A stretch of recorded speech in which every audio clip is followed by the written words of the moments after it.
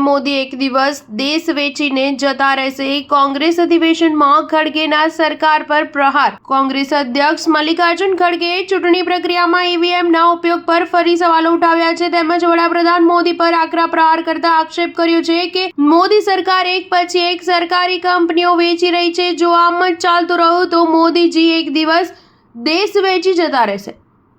સરકાર અનામતને પણ નબળી બનાવી રહી છે। સરકારી નોકરીઓમાં નબળા વર્ગનો હિસ્સો ઘટ્યો છે।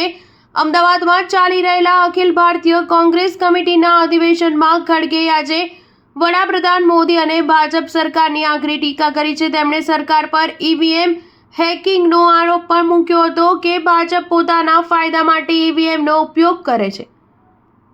વિશ્વભરના વિકસિત દેશો ઈવીએમના બદલે બેલેટ પેપર પર પરત ફર્યા છે। એક આપણે છીએ જે ઈવીએમ પર નિર્ભર છીએ। સરકાર અનામતને પણ નબળી કરી રહી છે। સરકારી નોકરીઓમાં એસસી એસટી અને ઓબીસી માટે અનામત સતત ઘટી રહ્યું છે। વડાપ્રધાન પર વધુ આક્ષેપ કરતા કહ્યું કે તેમના આધીન કોઈ પણ બંધારણીય સંસ્થા સુરક્ષિત નથી।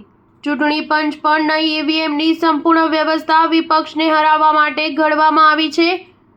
ભારતનો વિકાસ 2014 પહેલા થયો હતો, પરંતુ ભાજપ વારંવાર દાવો કરી રહી છે વિકાસની શરૂઆત વડાપ્રધાન મોદીના શાસનમાં થઈ। આજે એરપોર્ટથી માંડી પોર્ટ અને માઇનિંગની તમામ જાહેર સંપત્તિઓ ઉદ્યોગપતિ મિત્રોને સોંપાઈ રહી છે, જે દેશની સુરક્ષા માટે જોખમી છે।